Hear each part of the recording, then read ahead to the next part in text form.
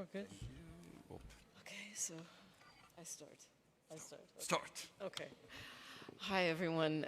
Thank you so much for coming this afternoon and spending some time with us. As I know many of you, I'm Karen Marin, for those of you who don't know me, and I work with this gentleman here, Silvio Levi, who is the co-founder of Esxence and the founder of Esxence, which Esxence is the way I like to describe it is it's the feeling of Esxence 365 days a year on a website. So it was his vision, and I'm very grateful to work with him on these projects. As we know that right now we are here at Esxence, it's the 15-year anniversary of Esxence, and I thought, I proposed to Silvio, why don't we take a look back and see how it all started, see what has been accomplished, and see what, and talk about like what are we hoping for in the future, what kind of developments have happened. So more of, there is a PowerPoint, but really this is going to be a conversation. So, and then at the end we'll open it up to the audience to have some questions, okay? So we start, and so 2009, 15 years ago, was the first Esxence. It was, you told me maybe 50 brands, Yeah. and now we have about almost 400. Yeah, at the beginning we have about 18 more or less brands with less exhibitor, obviously. Each of them present more things. The reason why we made it, the story started originally in Bologna in 2005 when we created, for some reason, masterpieces from 2005 and 2009. And the reason was that I realized that a lot of brands present in same stores never met each other. And so I think we have to build up a community to let to speak each other, but mainly we need a single appointment where every buyer can meet the decision maker, so the brand owners, worldwide expert manager. And moreover, I think I used to say since the beginning, the big risk we already see in some other workshop, how to select the distributor. And the best way is letting the brands meet each other, and when someone approaches you telling, I'm the best distributor for this brand, and you can simply offering a coffee to someone else telling, but it's true or not? And you immediately understand what the real story is. And that was simply a way to let them to speak to each other, build up a community and a respect, possibly, and that is. I think since the beginning, what I imposed was to step by step, letting the brand be the player and not this domestic distributor. So finally we succeed. Today everyone has directly contact with the brand worldwide. And the other point is started to cooperate making workshop, and workshop as intended not to promote the brand, but to give some information to analysis information and stories. And so that is the reason why we established then Esxence as a study center that is contributing since a long time to make all the workshop, sharing information, understanding different opportunity, risk, etc. And I think that is work, and we get mainly what we want since the beginning to support the building up of a little network in retail and distribution worldwide that was not existing. At the beginning, the majority of brand was domestic brand, known in UK, but not known in France, known in United States, not known in other country. And so today we have, I think we made a sort of United Nation of fragrances, and that is working. Definitely. Definitely, as we see now, there's brands from all over the world. Absolutely. Yeah. If we now think about how Esxence has helped artistic communities, so certainly it's building the network, and as we said, it's bringing everyone together, the founders, the owners, the content creators now, which have become even more important over the years. It was journalists, now it's content creators, and a global audience, which we can see in the fact that now this is a ticketed event and it's sold out. Am I right? Absolutely. So last year, you know, we have a strange situation with a huge queue, and so we are trying to solve the problem. But it's a matter of fact that with this event, we registered the increased enthusiasm of final consumer, I think. So that is more important. Something changed. At the beginning, we was mainly working, especially in Italy. So probably it's interesting for the audience to know why in the hell in Italy. Why in the end in Italy? I used to say very often to the journalist, when I started to work in that area in '94, we have 15,000 doors in perfumery in Italy, and we have the opportunity to select less than 5% to promote the artistic perfumery with the proper clientele. The problem is that worldwide was not like that. So in France, unfortunately, I know what the situation in France. Out from the Ile de Paris, there is a little desert. In other countries, nothing really existing. There was a magic moment in North Africa, for example, before the spring, Arabian Spring, that we have, especially women opening retails, very important retails, but then there was some problem, and on other countries. So the point was exactly to let them to know each other, to try to cooperate, to select the brands, to make it, to create a community. At the time, social was not so important like now. And there was more a capability to promote, contact people, consumer high spending, traveling, cautious of the brands. And today, obviously, we are registering, we give it more opportunity. There is a huge interest today. And I think that it's completely changed the consumer. So we have a much more younger consumer today. Oh, absolutely. This has been a recurring theme in some of the presentations. It's also been feedback that I've gotten from many of the brands. So we can also look at Esxence as a source of being, it's an incubator, basically, for the brands, but also for the industry. Because this is something that you and I have talked about many times, that you've said a lot of the ideas actually initiate at Esxence. And then we see it go into the larger premium prestige market. I have to say we have a lot of wonderful eggs, and we have today something marvelous. It was amazing for me to see how many brands has a very small brand, very small booths, unknown worldwide, and today they occupy a huge space with a huge number of distributors and people and content creators approaching them. I have a lot of brands that was completely unknown, that I'm also distributor of some of them, for example, that I saw some of them 11 years ago, for example, starting from Esxence and today being worldwide with their own shop, with their activity. And the other point is how many brands that in these past 15 years grew up and has been bought by some companies. So that is, I think, is an evidence on how much this business attracted the attention of someone else, convincing that you should make easy money in that. So the point is, still is a niche, is not changing probably completely a situation for Estée Lauder of L'Oreal, etc. But it's a matter of fact that you know that every day, also this week, something happens and money comes and investment are increasing in that, etc., etc. So, well, I think another thing that we've talked about many times is how Esxence, it started 15 years ago, and it was small, but now it's really the benchmark of where you need to be, and it's aspirational for the niche brands to be here. There were many more that applied that wanted to be here than were able to be accommodated.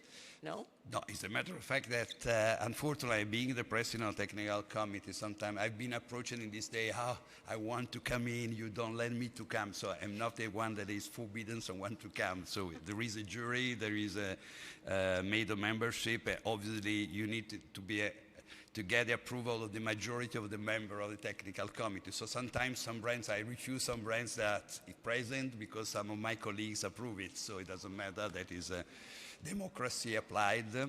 It's a matter of fact that a lot of brands told me, I need to be in Esxence, otherwise no one trusts in me. So that is, on the other side, we have, unfortunately, we have a huge waiting list because we approve some brands where we have no more space to welcome them. I think that anyway, I should be proud of something that is, there is no a competitive event in the world. That is the only one existing in the world that is still, after 15 years, considered the only platform where you can jump up. The other point I want to underline, I used to say very often, in the early stage, we welcome some brands that have already established a network worldwide. Then I suggested them not to attend to Esxence because you don't need to approach all the contact because you already have established something. But I encourage them to come in because today, you know, we have some business lounge where the brand that want to meet their distributor or new distributor and the invitation can be in a separate zone where you can come in only under invitation, but they want to be there, so, and they are increasing. So that is another signal of how important is this event in the world. Well, it's certainly grown, and do you think we'll be even bigger next year? No, so Maurizio, that established the company together with me, told during the opening day that we are not intending to increase too much the number of point of sales, number of brands. Obviously, there is a little battle in which I recommend to reduce the space we can dedicate to a brand in order to welcome the other one, because otherwise we cut the opportunity to some new brands to have an evidence. So sometimes I'm complaining with some of my colleagues. So I'm a distributor. I never attend to Esxence as a distributor. Every time I attend with my own brand, asking the brand, if you want to attend by yourself with your distributor. So that is a rule we apply every time. Sometimes, okay, we are fighting with someone, but at the end of the story, fortunately, I can decide what the rules are.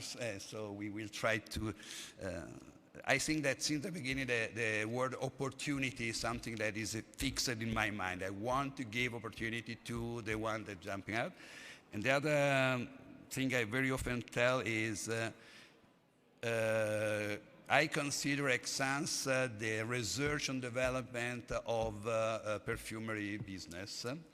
So what does it mean? That if you are a startup, you can have an opportunity, you can grow up, you can decide to move in the business line if you want, and then if you decided to be a prestige brand, you can decide to come in Cosmoprof.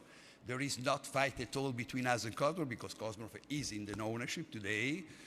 And that is, if you want, a revenge, if you want, because we started in Cosmoprof, we leave Cosmoprof in 2009, and then Cosmoprof understood that it's better to come back at home. And so respecting the rules. So up to now, we have never had imposition from Cosmoprof. Okay. And they respect us, they respect the rules, and so the rule is very clear. So the different situation, completely different, but cooperating. Okay. So we go back to the idea of 15 years. Yeah. 15 years, we have this conversation all the time. It's like, how are things changing? How has the fragrance industry changed? What's affecting niche? What are some of the top concerns and trends that we look at? And I mean, this was a quote that you said to me, artistic perfumery is the Cinderella of the sector. Now that's because I wrote an article a lot of years ago in which I told exactly artistic perfumery was a Cinderella. No one was interested in that small business. Also because since the beginning, every time I have an interview in the opening days, when they ask me, what is your final result? What is the KPI? The KPI is to conquer potentially the 2% of beauty business in the world. So that is the reason why we call it niche. As you know, in this day, I do prefer to call it essential perfumery instead of niche or artistic. 2% of beauty business in Europe means 2% of 75 billion. So it's not, and if you also divide in for, let me say, 120, 140 brands, all of them will be more than happy to share this business. And the other point is, thanks to Esxence, I think we are assisting to a growth on network worldwide. We have much more operators. And so, there wasn't enormous changes. In the same time, I was a scientist in my previous life, and so the point is, when you start a project, especially in research, you know that 1 on 100 will succeed. So we have to give opportunity. It's amazing to know how many rising stars in that 15 years was a promise, then suddenly someone else come up and someone come down. So it's a, let me say, natural selection. And at the end of the story, who judge it? The consumer. The consumer is the final judge. We see more things. I do hope, as I told more time, to see a continuous presence of being a trendsetter, so creating new trend, having the courage to come out from the standard, make no sense. Usually I tell when, as a president of technical committee, when I selected the brand, I used to say to my colleague, that is a Frankenstein brand. Frankenstein brand is a brand with the cap, copy from one, the bottle of the other one, the story from the other one. And then usually I try to ask to the owner, what is the contribution you think you are giving to the art of perfumery with your brand? And when they have are not capable to give me an answer, I'm a little suspicious. So why in the hell you exist? Making a new copy, we don't need it. Anyway, I understand also what is the business. So people are looking for a turnover, looking for a return on investment. I do hope that the survivor will be the one capable to create something that remains on the shelf for 15 years. And another thing I used to say is, if we cut if we cut from the general market the fragrances that have more than 30 years, probably less, we lose almost 70% of the business. That's also for Chanel, Dior, Guerlain, I mean, because the bestseller very often remain fragrances that was capable to be dramatically innovative, creating a new trend, and cover different generation, maintaining the powerful they have in their storytelling. And the other point is a big battle that I think we are closer to win. People don't think to the perfume art like the other art. And so what does it mean? So we never, at the beginning, no one approached a perfume like they approach a photograph, a painting, a music, but was an accessory. Today, finally, I think that the storytelling, the emotional aspect of perfumery, especially with the new generation today, finally something very interesting, appreciated. I don't mind about ingredient. I mind much more of close your eyes, smelling the fragrance, and where you are, what is the emotion. You are sad, you are happy, you are in open space, you are in closed space. And thinking simply, you don't need to be instructed. You have simply to appreciate as when you go in a picture, in an exhibition, and you select something, you stop in front of it because you get an emotion. You have the same approach for the perfumer. And that, I think, we are quite close to let someone finally to approach a fragrance like that. Okay. I think some of the other things that we've talked about, because you talked about the fact of some brands are making this Frankenstein fragrance of taking something from one and another and creating something very interesting, and we do see that. We also always talk about the mergers and acquisitions, which this was a bit of a week for that, because we did see a few investments in some brands, some of whom are here. And we also see the importance of social media and how and we also talk about the pandemic and how the pandemic was something that we could never have predicted, but actually had a halo effect on fragrance and has ended up being a positive for us. Yeah, it seems strange, but sometimes I thank COVID. I thank COVID because COVID teach us what does it mean to lose the smell. And so suddenly people realize it, and when they recover the smell, and they approach the perfume in a different manner. Moreover, I think that I suggest very often that food and taste is so important, and I'm very happy to see how many people now are smelling the plate before to eat it. Before, it doesn't happen so often, but today, finally, you understand that smell and taste are so linked. And so COVID also gave us another important contribution, that is, during the COVID, closing your eyes, you used to use this fragrance for yourself, not for the other guys, to have a well-being approach, if you want, but supporting you. And so that continued after COVID, and so that the approach towards some fragrances is better. I appreciate much more. And obviously social during COVID, because you have no frequent capability to come in some department stores, influencer, etc. I think that is a matter of fact that there is still a market influenced by influencer, for sure.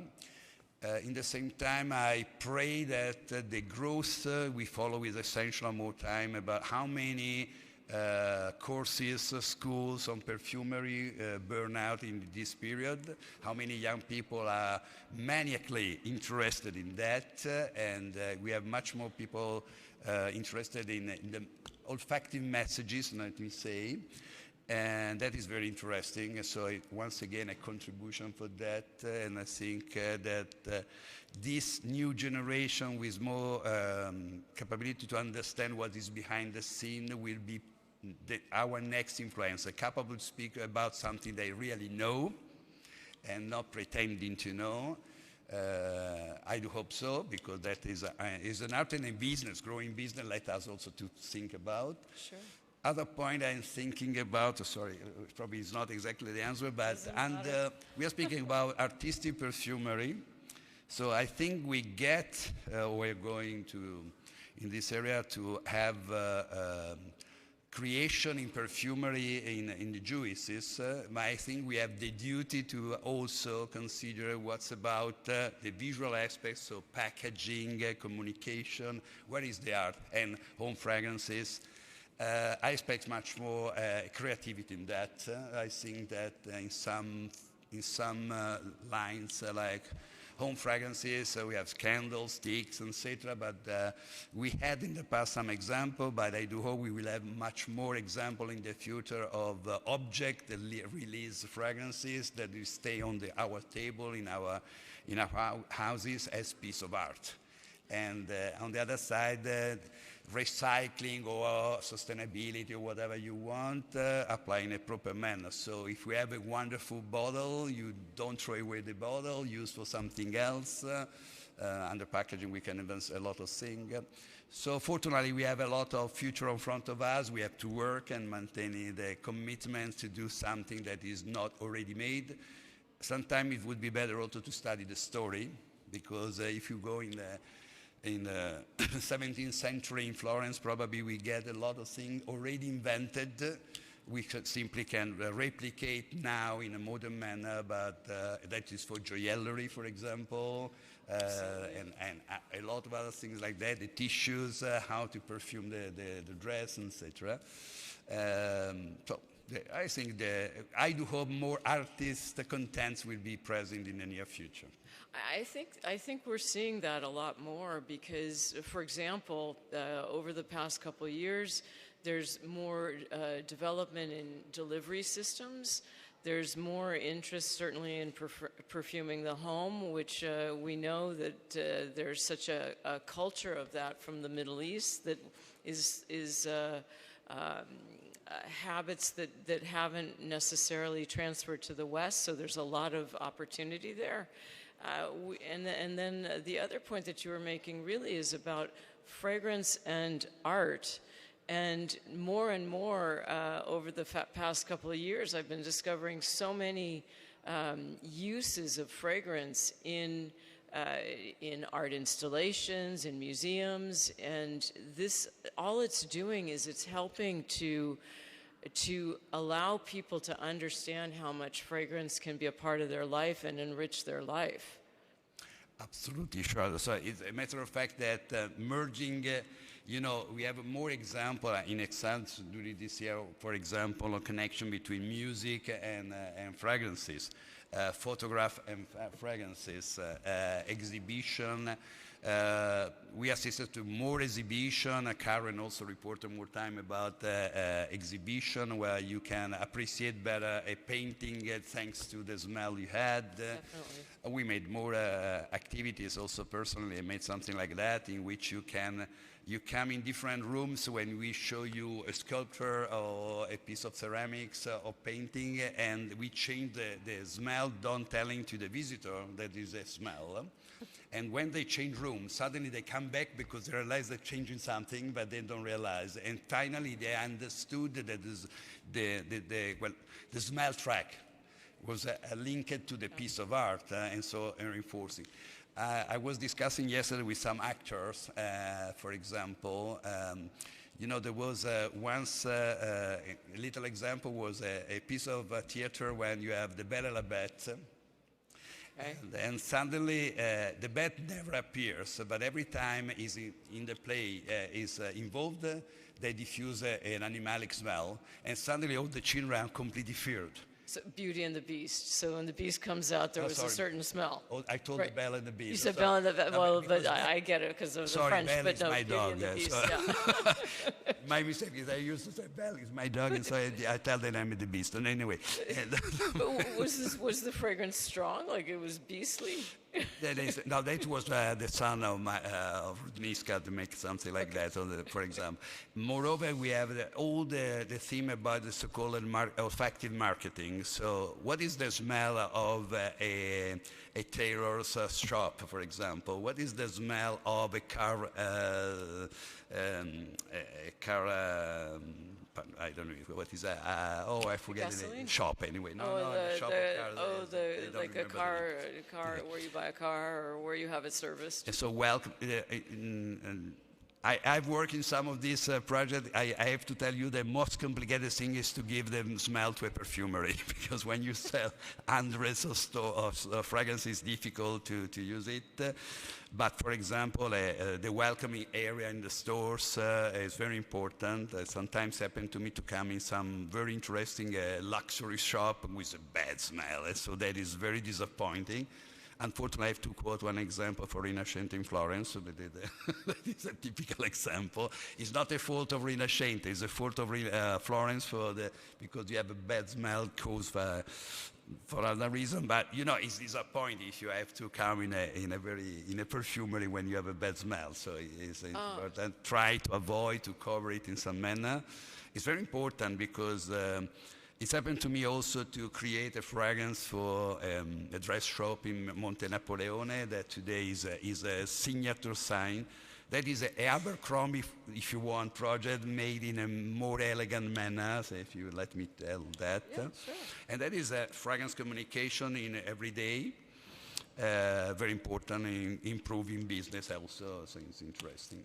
But I think these are all projects that evolve because this is the artistic perfumery world, and that there is this interest in promoting fragrance in a different way.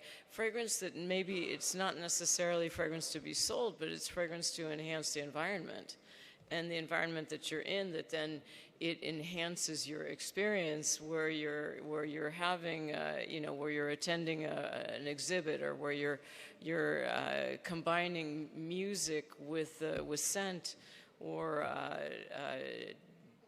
any kind of an environment where you can walk away with a much stronger memory of where you were. As a matter of fact, I think at the end of the story that telling the people that fragrance is so important in your life, everyday life. And so, for example, in these days, happened to me one more time to tell the people, please let me know how many smell you had during from when you wake up and you reach your office. And sometimes they told me nothing. Then I told impossible. So surely you can quote me almost 4 different fragrances during your way, and try to consider that as a signal. So close your eyes, tell me if you are in the middle of the road or not, where you are, and try to start again to consider the messaging like animal beings. So we transmit sex, food, danger, some the messages that you have in the animal world. Why not in our world? You remember that, unfortunately, I am a chemist, but anyway, you know when you have a gas leak in your house, you have a smell. You know that the smell is ethyl mercaptan, is a small molecule containing sulfur. And that is a general message. Everyone, a human being, as soon as you smell sulfur, you consider volcanic, danger, fire, etc. And consider that it's enough 1 ppm in the air that you can recognize. Any human being is enough 1 ppm. That means 1 part per million of molecules in the air. And that is a dramatic signal, and that is the animal being is the same thing. Then you have to modulate in a proper manner, and so sometimes I go to why in the hell we use ring in the school to tell that it's changing the hour and the professor. Why don't you use smell? Why don't you diffuse it, and I don't know, vanilla when it's time to have lunch, and I don't know what to be, but to be a simple manner to let the people finally to. Once I wrote an article regarding MIT in Massachusetts, and someone reported that a researcher, when they diffuse or mint or lemon in the air. Why? Because mint means that the stock exchanges grow up. Green. Yellow is danger, the stock exchange is decreasing. So immediately the production increase because the one that want to buy are activated with the yellow. The one that want to sell are activated by the green. And simply diffusing the smell. So I think that something like that should be used in different daily usage. Also we had the smell of a new car in the new cars. And we have a smell of bread where they are not cooking the bread, etc., attracting people. So I think that we must be more confident in usage of perfume. So perfumery, art of perfumery, obviously give us the opportunity to test different new things. It's like research in technical things. So if you use mobile today for some reason, if we have the GPS, it's because it was developed for something else, and finally we use. Once again, remember that the masks are derived, the nitro mask come from TNT. So it was an explosive that became a raw material to create artificial masks. So that is a turbutyl TNT is the nitro mask that was then considered cancerogenic. But at the beginning, it's happened that working on explosive, we create a smell. So thank you so much. Wow. Okay. So, all right, if I can sort of summarize what we talked about in terms of the developments, we talked about mergers and acquisitions, we talked about the effect of the pandemic. I didn't answer to merger and acquisition. Really. Oh, you want to say something about that? Wow. Black and white. So the point is, if we have merger and acquisition, it's a signal that something's growing up dramatically well. Because obviously someone is interesting. On the other side, I used to say, unfortunately, we have to take care of one concept worldwide. Big company do prefer to buy a startup than to create their own research. And that is in every field is happening. So once again, Esxence have to give opportunity. Let someone that you concentrate the risk only on one project when you have a startup because you have not enough financial support to start more projects. Right. If you are a big company, you can start more projects, hoping that almost 1 in 10 succeed.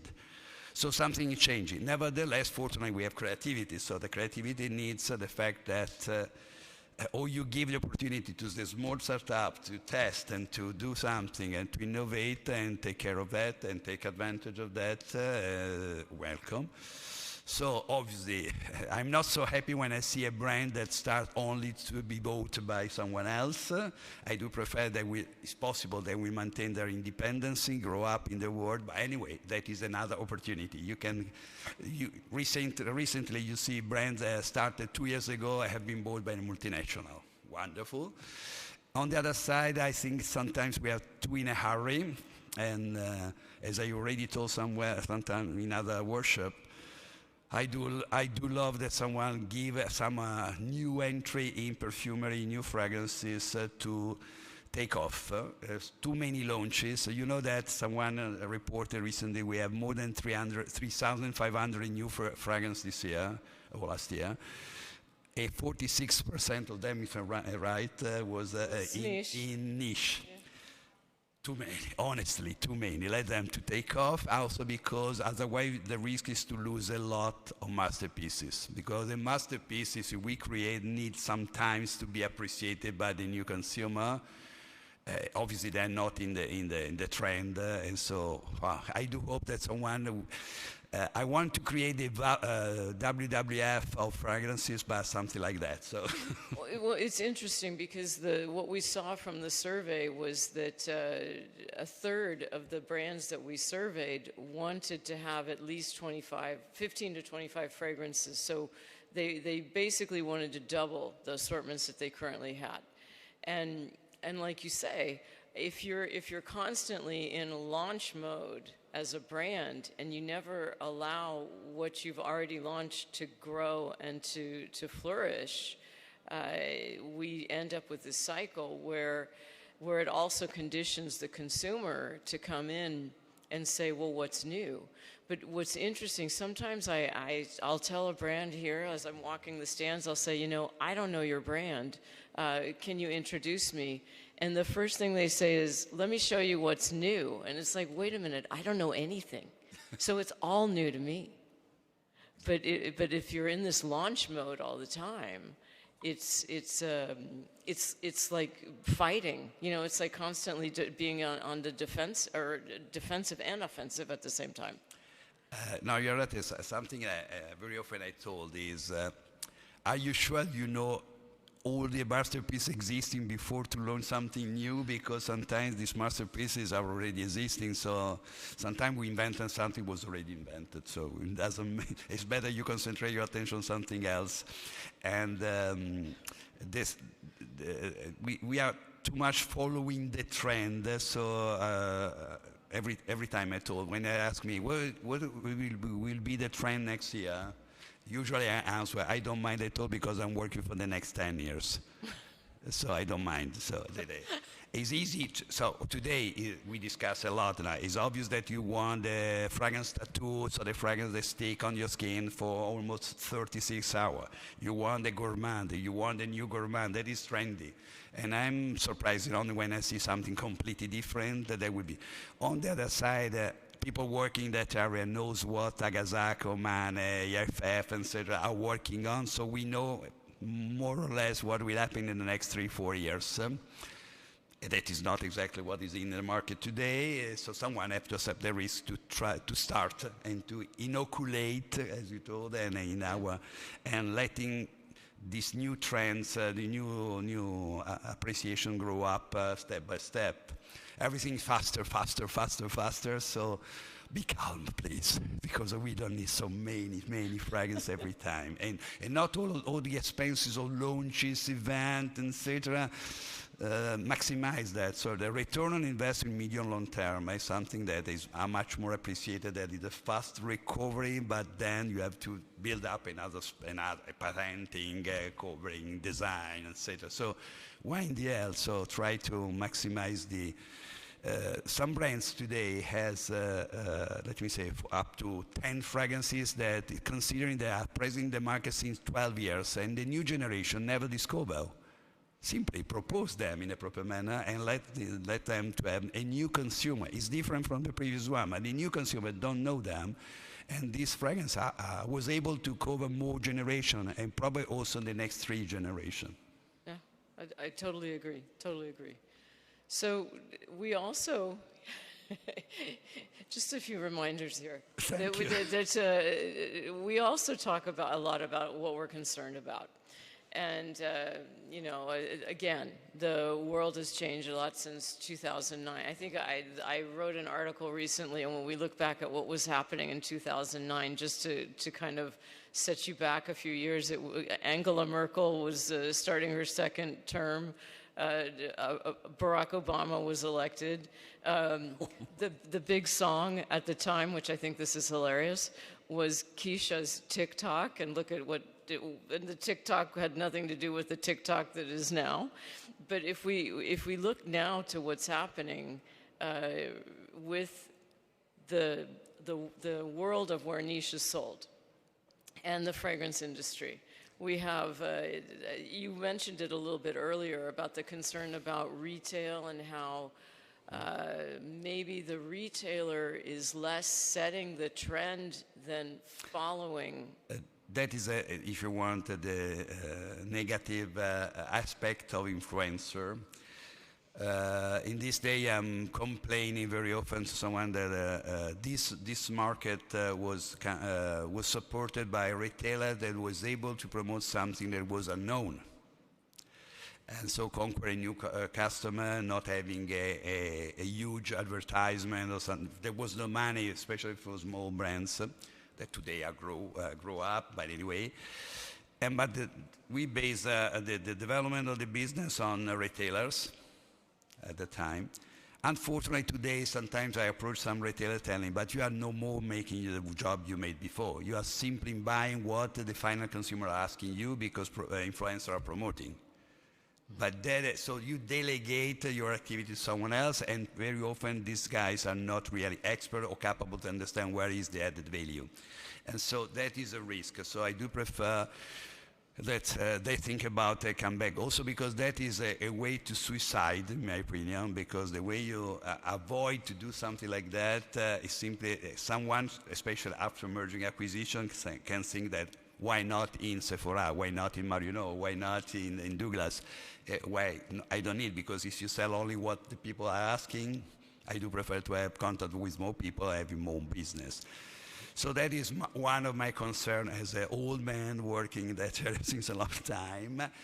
In the same time, I'm very happy to see that it's difficult, but I see how it's changing the proposition inside the store. So someone instead is confident that they need to grant services to let the people coming in the store having experience. So coming back from the dramatic increase of e-commerce to coming back to brick and mortar, having experience.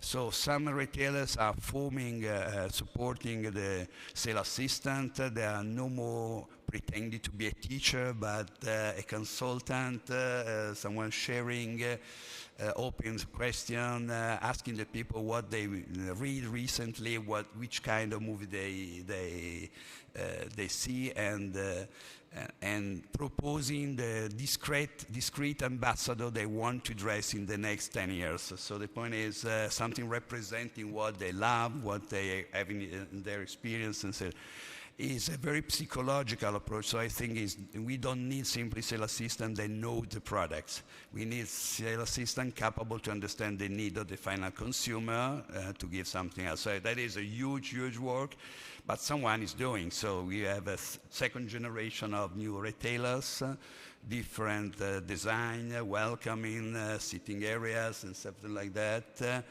And sharing a coffee or having a small event inside the store, sharing the knowledge is very important. I love so much that one. So building up community, let me say, is every time and the second one is artificial intelligence you want to speak about, okay? Well, I'd love to hear your opinion. I mean, I know your opinion, but the audience would be curious. So, as I told you, I was a scientist, so I have nothing against on chemicals and logic, etc. I think that artificial intelligence that we are starting to know, because a lot of us don't know really what is the opportunity, is granting a lot of opportunity. more companies are using also creating fragrances, putting a relationship with mood, experience, psychology, etc. I think that is every time an opportunity, but I think that don't delegate to artificial intelligence the creation. So I'm not a fan of layering in the sense that suggesting to mix two fragrances because it's like to have the mustache on La Gioconda. So no, please respect, please, the creators. I used to say, a lot of people told me, you are a nose. I never told I am a nose. I'm a chemist. I know a lot of noses. I know that it takes almost 15 years to be able to create something that makes sense. Is a try and error continuously. I have no time, sincerely, to stay 10 hours a day in a lab. And a musician uses 7 notes and 5 daisies, and a nose always use as minimum 300 different ingredients and have to learn how to mix them together. It's a very complicated story. It's much more complicated than playing music. And when they are able to grant you emotion, like music, I appreciate a lot. So believe me, I never mix two essential oil in my life. I am a decision maker. I am a storyteller. I am a selecting man. What's up? Whatever you want. I do hope to be able to recognize where art is present, but unfortunately, I'm not an artist. Oh.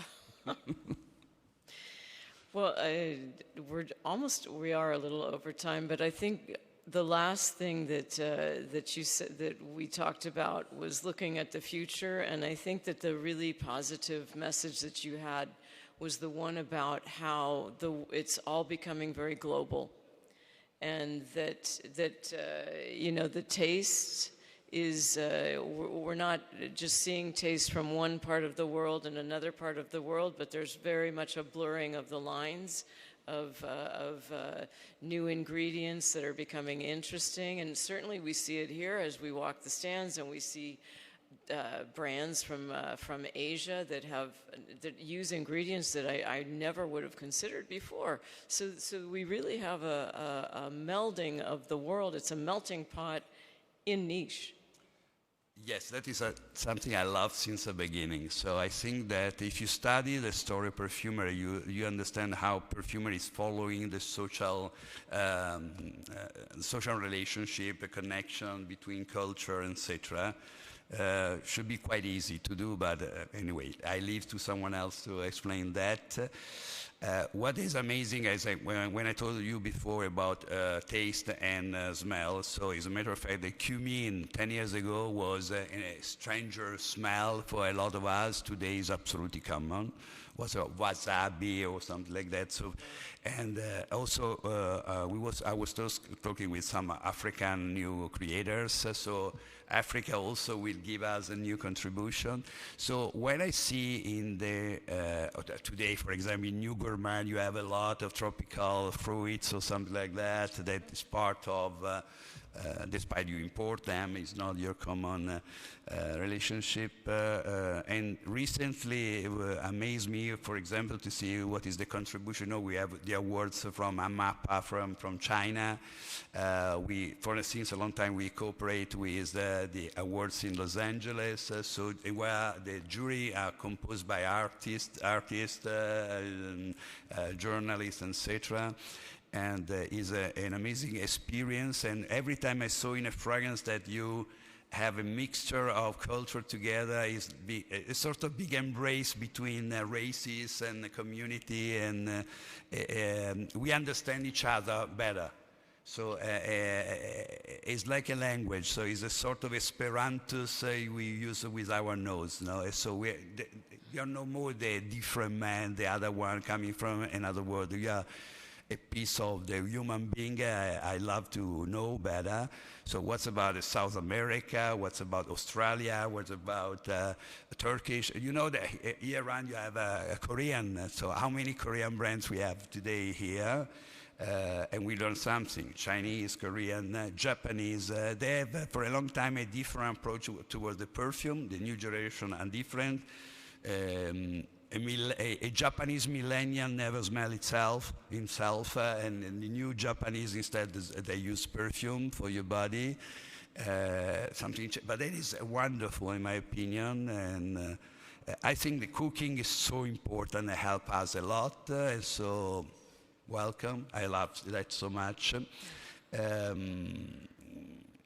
And what I told you before, once again, so recognize what is a masterpiece, exchanging information between retailers and distributors let us to understand what are the milestones. And please remember every time you have some milestone in your assortment, and don't forget it, never. Well, thank you so much for your time, and it's always a really interesting moment to spend with you, because your thoughts are so vast, and you pull it all together, and I think that we're all very grateful to you for what you've done in building Esxence and making it what it is.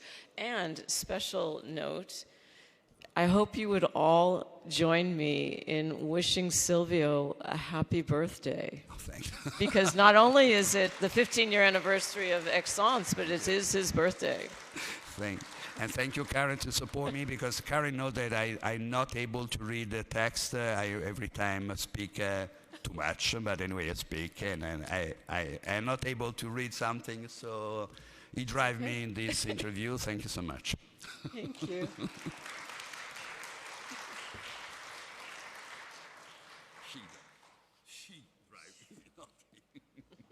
If you have any question, obviously I'm ready to answer to any question. I do hope you enjoy the exhibition. Any questions from the audience? Feared of Silvio Levi. No, if you want, I can retire next year. No, you cannot. I don't, no. I'm not already 70, but very close. What's the retirement age in Italy?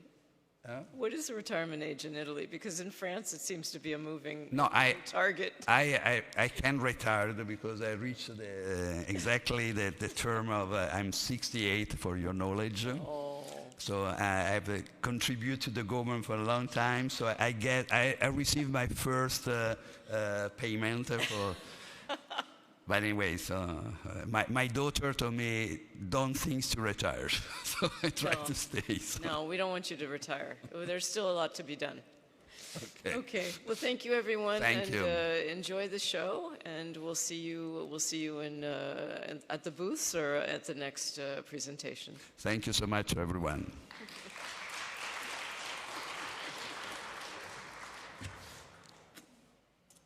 Thanks. Was impossible to respect.